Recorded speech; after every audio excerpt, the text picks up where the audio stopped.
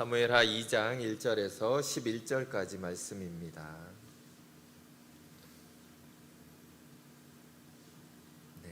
찾으셨으면 1절을 봉독하겠습니다. 그 후에 다윗이 여호와께 여쭈어 아뢰되 내가 유다 한 성읍으로 올라가리이까? 여호와께서 이르시되 올라가라. 다윗이 아뢰되 어디로 가리이까? 이르시되 헤브론으로 갈지니라. 다윗이 그의 두 아내 이스라엘 여인 아히노암과 갈멜 사람 나발의 아내였던 아비가일을 데리고 그리로 올라갈 때에 또 자기와 함께한 추종자들과 그들의 가족들을 다윗이 다 데리고 올라가서 헤브론 각 성읍에 살게 하니라. 유다 사람들이 와서 거기서 다윗에게 기름을 부어 유다 족속의 왕으로 삼았더라. 어떤 사람이 다윗에게 말하여 이르되 사울을 장사한 사람은 길리앗 야베스 사람들이니이다 하매 다윗이 길리앗 야베스 사람들에게 전령들을 보내 그들에게 이르되 너희가 너희 주 사울에게 이처럼 은혜를 베풀어 그를 장사하였으니 여호와께 복을 받을지어다. 이 일을 하였으니 이제 여호와께서 은혜와 진리로 너희에게 베푸시기를 원하고 나도 이 선한 일을 너희에게 갚으리니 이제 너희는 손을 강하게 하고 담대히 할지어다. 너희 주 사울이 죽었고 또 유다 족속이 내게 기름을 부어 그들의 왕으로 삼았음이니라 하니라. 사울의 군대 장관 넬의 아들 아브넬이 이미 사울의 아들 이스보셋을 데리고 마하나임으로 건너가 길리앗과 아술과 이스라엘과 에브라임과 베냐민과 온 이스라엘의 왕으로 삼았더라. 사울의 아들 이스보셋이 이스라엘 왕이 될 때에 나이가 40세이며 2해 동안 왕위에 있으니라. 유다 족속은 다윗을 따르니 함께 읽겠습니다. 다윗이 헤브론에서 유다 족속의 왕이 된 날수는 7년 6개월이더라. 아멘. 네, 오늘은 하나님이 통치하시는 나라라는 제목으로 말씀을 함께 나누어 보기 원합니다. 자, 하나님이 우리에게 허락하신 2024년도가 벌써 한 달이 훌쩍 지나가 버렸습니다.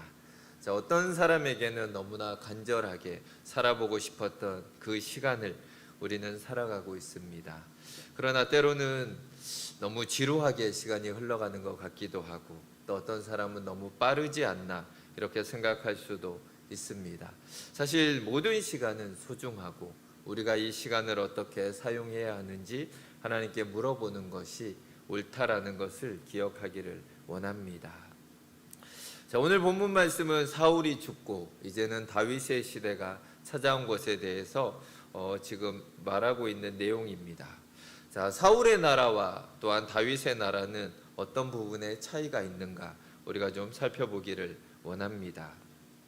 자, 다윗의 나라와 사울의 나라의 다른 것을 처음으로 언급하는 부분이 기도라는 것을 우리가 좀 생각해 볼 필요가 있습니다. 1절을 보시면 그 후에 다윗이 여호와께 여쭈어 아뢰되 내가 유다 한 성읍으로 올라가리이까? 자, 다윗의 나라의 기초가 지금 기도로 시작되는 것을 우리는 보게 되고 있습니다. 오늘 배경을 살펴보면은 사무엘상 마지막에 이스라엘과 블레셋의 치열한 전투가 있었습니다. 이 전투에서 이스라엘은 패배하였고 사울 왕과 그의 아들 요나단 모두 전사하는 사건이 발생하고 있습니다. 다윗의 입장에서 본다면 이제 지긋지긋했던 그 도피 생활 10년 동안이나 도망 다녔던 삶이 이제는 끝나는 것으로 볼 수가 있습니다. 그런데 다윗의 처지가 그렇게 좋지만은 않다라는 것입니다. 왜냐하면 지금 다윗이 있는 곳이 블레셋에, 그러니까 적군의 지금 땅에 시글락이란 곳에 자기가 자리하고 있다라는 것입니다. 9년 동안이나 유다 광야에서 잘 버티고 있었는데 결국 마지막에 사울 왕의 추적에 지쳐서 다윗은 블레셋으로 망명을 하는 결정을 내리고 말았습니다. 그리고 블레셋에서 1년 반 동안 살아가던 도중에 하필 이 전쟁이 터지게 되는 것입니다. 다윗의 시대가 이제 온 것은 분명합니다. 그런데 이 일이 정치적으로 자기에게 어떤 식으로 돌아올까? 다윗도 생각이 많은 것 같습니다. 자, 사실 다윗은 이미 15년 전에 사무엘로부터 기름 부음을 받았습니다. 또한 차기 왕이 될 것이다라는 예언을 이미 들은 그런 상태였습니다. 이제는 사울 왕도 죽었고 요나단도 죽었으니까 당연히 이제 다윗의 차례가 된 것을 알 수가 있습니다. 자, 다윗에게는 이미 600명의 아주 잘 훈련된 군사들도 다윗과 함께하고 있었습니다. 이미 이스라엘은 전쟁에서 패배하였고 왕도 없는 상태. 누가 봐도 이 지금 상황은 기회다라고 생각할 수가 있습니다.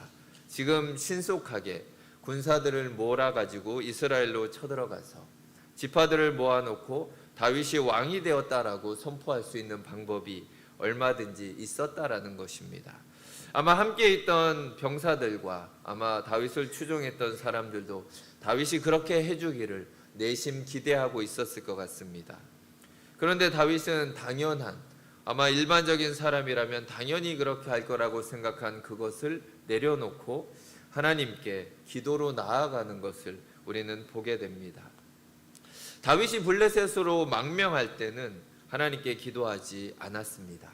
성경에 기도하는 게 나와 있지 않죠. 그뿐만이 아니라 배경을 살펴봐도 다윗이 기도하지 않은 것 같습니다. 왜냐하면 하나님이 허락하신 곳이 아니다라는 것을 누구보다 다윗 자신이 알고 있었습니다. 하나님은 계속해서 유다 땅에 머물러 있으라고 다윗에게 얘기를 하셨지 이 유다 땅을 벗어나라라고 한 적이 한 번도 없었다라는 것입니다. 하지만 그 도망자 생활에 지친 다윗이 이제는 시글락을 선택해서 그곳으로 움직일 때 다윗은 기도하지 않았습니다. 그 결과 다윗은 시글락에서 엄청난 일들을 경험하게 되었다라는 것입니다. 그리고 지금은 또한 이스라엘 왕으로 추대되는 과정에서 가장 치명적인 걸림돌이 내가 지금 적국의 땅에 살고 있다라는 것을 우리는 기억하게 된다라는 것입니다. 우리도 살아가면서 기도하지 않고 내 맘대로 했다가 결국 인생의 장애물을 만난 적들이 사실 많이 있다라는 것입니다. 다윗은 블레셋으로 망명했던 자신의 마지막 선택을 아마 크게 후회했던 적이 많았을 것 같습니다. 그리고 오늘 자기의 시대가 이제 열렸다라는 것을 직감하면서도 그는 하나님 앞에 기도하며 나아가고 있습니다. 결과를 보면 하나님의 뜻은 지금 당장 다윗이 이스라엘 전체의 왕이 되는 것이 아니다라는 것을 우리는 보게 됩니다. 아마 묻지 않고 또 무작정 올라갔다라면 또 아마 무슨 일이 발생했을지 우리는 알 수가 없습니다. 때로는 이건 틀림없다라고 생각되고 내 앞에 문이 활짝 열린 것 같은 상황이 올지라도 우리는 기도함으로 하나님의 뜻을 구한 다음에 움직이는 것이 현명한 모습입니다. 다윗의 기도는 단지 삶의 인도를 받는 것 이상으로 큰 의미를 가지고 있습니다. 사울이 죽고 나서 역대기 역사가는 사울의 죽음을 이렇게 기록을 합니다. 역대상 10장 13절과 14절을 보시면 사울이 죽은 것은 여호와께 범죄하였기 때문이라. 그가 여호와의 말씀을 지키지 아니하고 또 신접한 자에게 가르치기를 청하고 여호와께 묻지 아니하였으므로 여호와께서 그를 죽이시고 그 나라를 이새의 아들 다윗에게 넘겨주셨더라. 자, 여기 보면 사울이 왜 죽었다라고 지금 성경은 우리에게 말해주고 있다라는 것입니다. 그 중에 하나의 이유가 하나님께 묻지 않았다라고 그것을 강조하고 있는 것을 보게 됩니다. 하나님께 묻지 않았다는 이유로 사울을 죽이시고 그 나라를 다윗에게 넘겨주셨다라는 게 사실 좀 이상하게 우리에게 느껴질 수 있다라는 것입니다. 이스라엘은 사울의 나라가 아닙니다. 하나님이 사울을 왕으로 세우실 때 하나님은 분명히 말씀을 하셨습니다. 이스라엘이 블레셋으로부터 큰 환난을 당하고 있기 때문에 이스라엘 민족을 구원시키기 위하여 사울을 세우셨다라고 하나님은 말씀을 하십니다. 그런데 사울 왕은 단지 그 일을 위해서 하나님이 세우셨다라는 걸 기억하고 하나님의 뜻대로 움직여야 했지만, 그런데 사울 왕은 아예 하나님께 묻지 않는 그런 삶을 살아왔다라는 것입니다. 하나님의 뜻과 상관없이 자기의 판단대로 살아가는 사람들의 세계를 우리는 사울의 나라라고 우리는 볼 수도 있습니다. 다윗의 나라는 다윗이 주인이 아니라 다윗을 통해 통치하시는 하나님이 주인이십니다. 결국 우리가 하나님께 묻고 하는지 아니면 사울처럼 그냥 내 생각대로 살아가는지 이거에 따라서 달라진다라는 것입니다. 만일 예수님이 우리의 주인이시다라면 우리는 반드시 하나님께 먼저 묻고 하나님의 뜻대로 행하는 것이 맞다라는 것입니다. 기도하지 않은 사울과 기도하는 다윗은 또한 이 세속적인 나라와 하나님의 나라를 보여주고 있습니다. 우리는 사울과 다윗을 보면서 때로는 이런 생각을 합니다. 사울도 하나님이 기름 부으시고 왕으로 세운 사람이 아닙니까? 처음부터 왜 다윗을 그럼 왕으로 세우지 사울을 먼저 왕으로 세웠냐라는 질문을 하게 된다라는 것입니다. 사울왕 이전에는 하나님이 사무엘을 통해서 직접 통치를 하셨습니다. 우린 이거를 신정 통치라고 부릅니다. 하나님이 직접 다스리는 나라 이렇게 보시면 됩니다. 그런데 백성들이 이제는 그런 정치 체제가 싫다라는 것입니다. 우리에게도 왕을 세워달라고 지금 조르기 시작합니다. 다른 나라들처럼 우리도 왕을 세워서 그 왕이 앞장서서 전쟁도 하고 우리나라를 다스릴 수 있도록 왕을 세워달라고 이스라엘 백성들이 요구를 합니다. 하나님의 통치가 아니라 우리도 이제는 세상 나라처럼 인간 왕을 주셔서 그 통치를 받고 싶습니다라고 그들은 기도했고 요청을 한 것입니다. 그래서 어떻게 보면 하나님은 그들이 원하는 대로 구하는 대로 응답을 해 주셨다라고도 우리는 볼 수가 있습니다.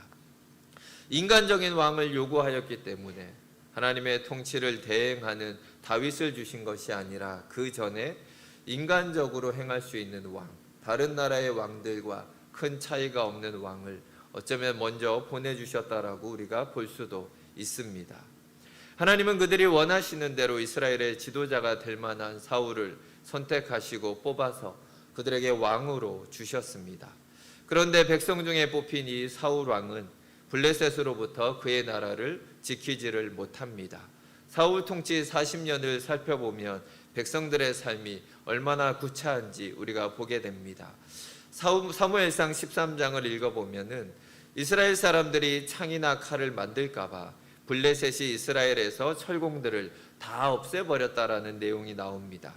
철공들이 없으니까 백성들이 농기구가 무뎌지면 블레셋으로 멀리까지 찾아가서 비싼 돈을 주고 나를 갈아왔다라고 성경은 묘사하고 있습니다.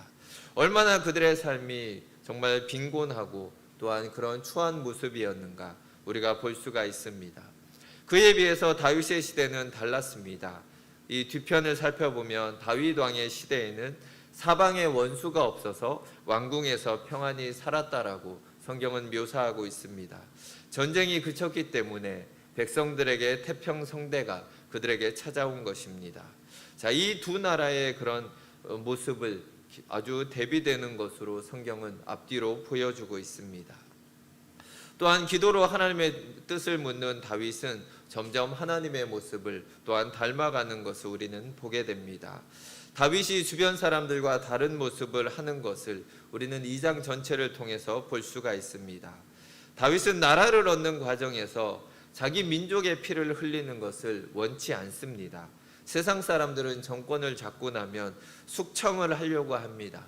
피를 흘리더라도 자기의 적수들을 모두 다 제거하는 것이 세상의 방법입니다. 그래서 본문 다음에 나오는 내용을 봐도 다윗의 군대와 사울의 군대들은 의미가 없는 칼부림을 계속하는 것을 보게 됩니다. 각자들의 권력에 대한 탐욕은 결국 이런 피를 부를 수밖에 없습니다.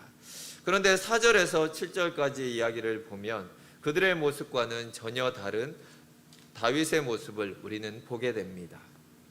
자, 어떤 사람이 다윗에게 한 보고를 올리고 있는 것을 봅니다. 사울과 그의 아들들의 시체가 블레셋 성벽에 걸려 있었다. 그런데 이 시체를 길리앗 야베스 사람들이 수습을 해서 장사를 치렀다라는 보고를 올립니다. 자, 우리가 볼 때는 왜 이런 보고를 올릴까? 뭔가 이렇게 좋은 의미로 올렸을까? 이렇게 생각을 하지만 어떻게 보면 이거는 반대 의미가 있습니다. 자, 지금 다윗을 대적하는 사람들이 이 사람들이다. 길리앗 야베스라는 이곳의 사람들은 여전히 사울 편이고 당신의 적으로 간주할 수 있습니다라는 보고를 지금 찌른 것으로 우리가 보시면 됩니다. 자, 그러니까 사울편에 있는 이 사람들을 제거해야 된다라는 요청을 하고 있는 것입니다. 자, 그런데 다윗은 반대로 이들에게 사신을 보내고 있습니다. 도리어 그들을 벌하는 것이 아니라 그들에게 복을 빌어주는 것을 보게 됩니다. 길리앗 야베스 사람들은 아마 사울의 시신을 수습하고 블레셋이 어떤 보복을 할지 이것도 두려웠지만 다윗이 과연 어떻게 반응을 할까? 정말 우리를 미워하고 우리를 정말 죽이려 달려들을까? 아마 이런 생각을 하며 두려워했을 것 같습니다. 그런데 다윗의 말이 얼마나 따뜻한가? 우리는 6절과 7절에서 보게 됩니다. 이제 여호와께서 은혜와 진리로 너희에게 베푸시기를 원하고 나도 이 선한 일을 너희에게 갚으리니 이제 너희는 손을 강하게 하고 담대히 할지어다. 자, 따뜻한 말로 도리어 이들을 위로하고 품어주는 다윗의 모습을 우리는 보게 됩니다. 다윗의 이런 모습을 보면 꼭 예수님의 따뜻한 모습을 떠올리게 된다라는 것입니다. 기도하면서 하나님의 나라에 속한 성도들이 어떤 삶을 살아야 하는지 다윗이 우리에게 보여주고 있습니다. 때로는 우리는 우리의 욕심 때문에 다른 사람에게 상처를 줍니다. 때로는 듣기 싫은 말을 하기도 하고 그들의 약점을 공격하기도 한다라는 것입니다. 자, 그런데 오히려 불안하고 두렵게 살고 있는 그들을 지금 다윗은 위로하고 품어주는 삶을 살고 있다라는 것입니다.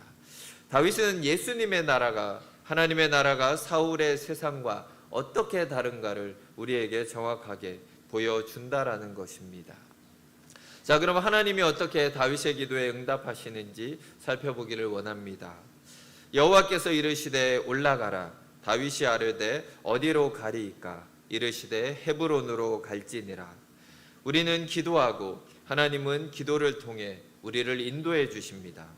우리가 기도할 때 하나님이 응답하고 인도하시는 것 자체가 사실 놀라운 기적이고 신비라는 것을 우리가 기억하기 원합니다.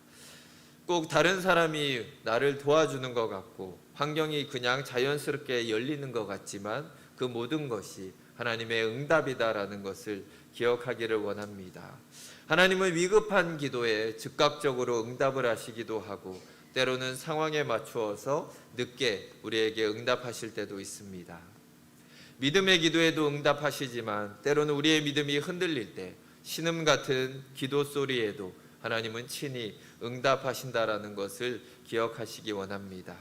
누구에게도 도움을 받을 수 없을 때 하나님은 그 신음소리까지 들으시고 우리를 도우시며 인도해 주십니다. 자, 이제 다윗의 기도에 대한 하나님의 응답의 의미를 한번 살펴보기 원합니다. 하나님은 먼저 다윗에게 헤브론으로 올라가라라고 지시를 하십니다. 거기서 유다 지파의 왕으로 다윗은 세워집니다. 4절을 보시면 유다 사람들이 와서 거기서 다윗에게 기름을 부어 유다 족속의 왕으로 삼았더라. 하나님이 왜 다윗에게 예루살렘으로 가라고 하지 않고 헤브론으로 가라고 하셨을까요?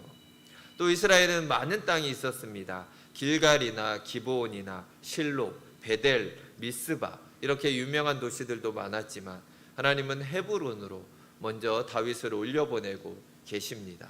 우선 이 헤브론이라는 지역이 이스라엘에게 큰 의미가 있는 곳입니다. 창세기에서 하나님이 아브라함을 불러주시고 그와 언약을 맺습니다. 가나안 땅, 약속의 땅을 주시겠다라고, 또한 많은 자손을 주겠다, 또한 너의 씨가 열방의 복이 될 거다라는 약속을 하십니다. 그리고 그 보증서 같은 역할로 받은 것이 헤브론의 막달라 굴, 이것이 유일합니다. 아브라함이 가나안 땅에서 매입한 유일한 땅이 바로 이 헤브론에 있는 막달라 굴과 그 밭이라는 것을 기억할 필요가 있습니다.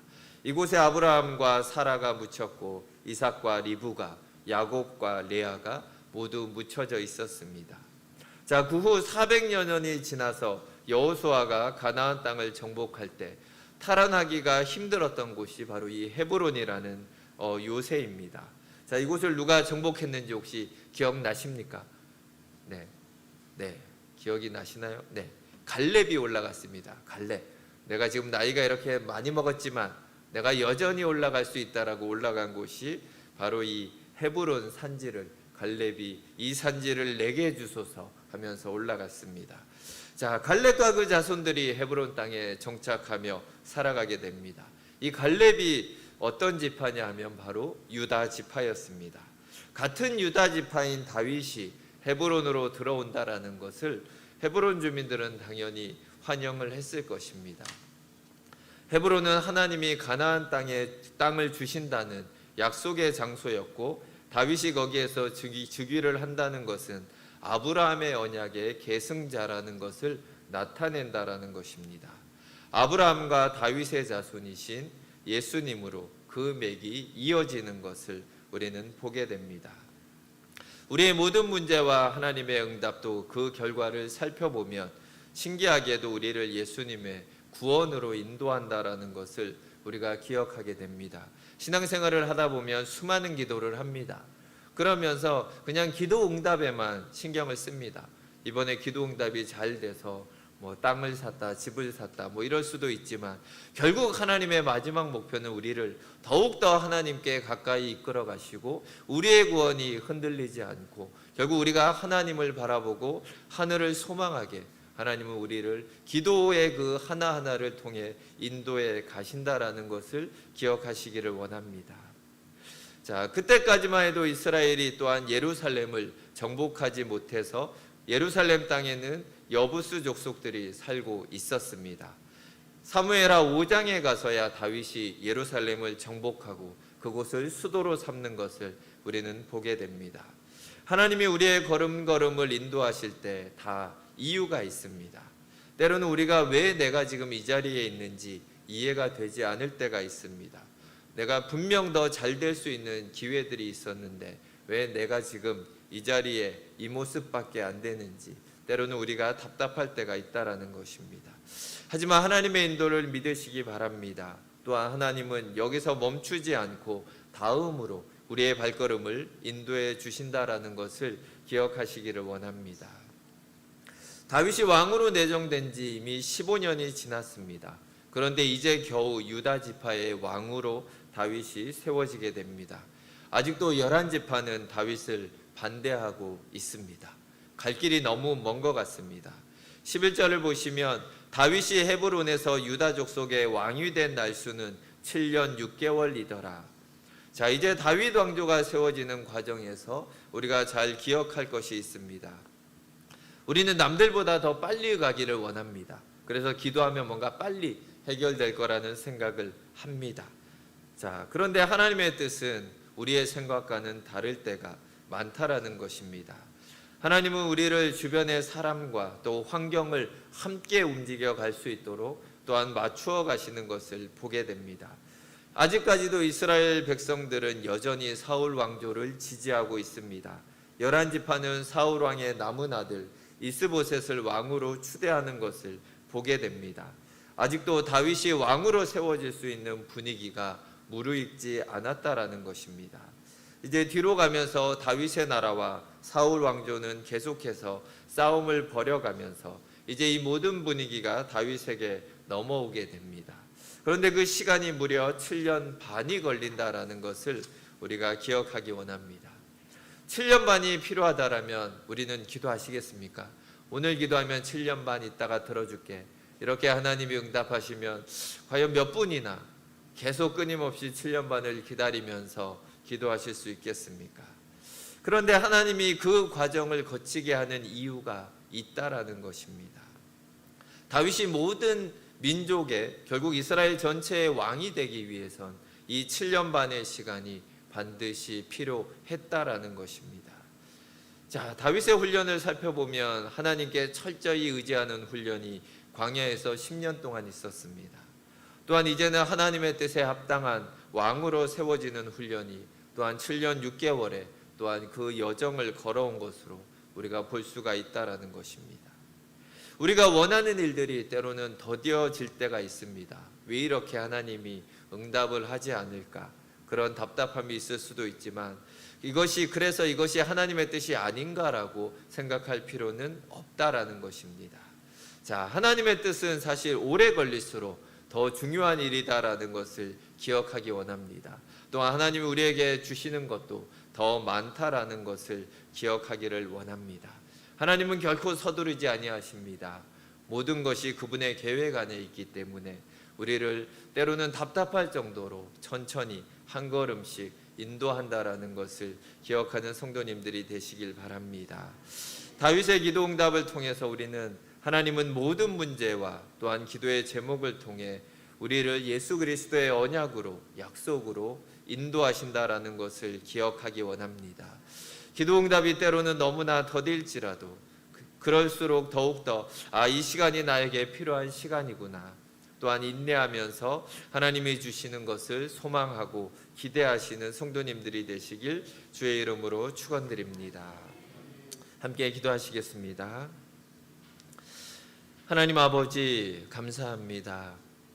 정말 다윗의 삶을 통해서 때로는 우리의 모습이 얼마나 사울과 같이 살아가는지 보게 됩니다. 하나님께 묻지 아니하고 우리가 입으로는 하나님을 주님이라고 부르지만 우리의 삶 속에서 하나님을 외면하고 우리의 마음대로, 우리가 원하는 대로 결정하며 나아갈 때가 얼마나 많은지 살펴봅니다. 하나님, 하지만 주님은 우리의 기도에 언제나 응답하십니다. 우리가 주님께 기도하길 바라시고 또한 하나님의 그 높은 뜻을, 또한 그 계획을 우리에게 알려주기를 원하십니다.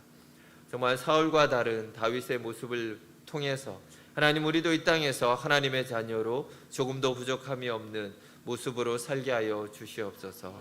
하나님, 2024년도 이미 1개월이 지나가지만 남은 시간 동안 계속해서 우리가 하나님께 묻고 하나님이 주시는 은혜를 누리며 하루하루 감사하며 기뻐하는 우리 모든 성도님들이 되게 하여 주시옵소서. 감사드리며 예수 그리스도의 이름으로 기도드립니다. 아멘.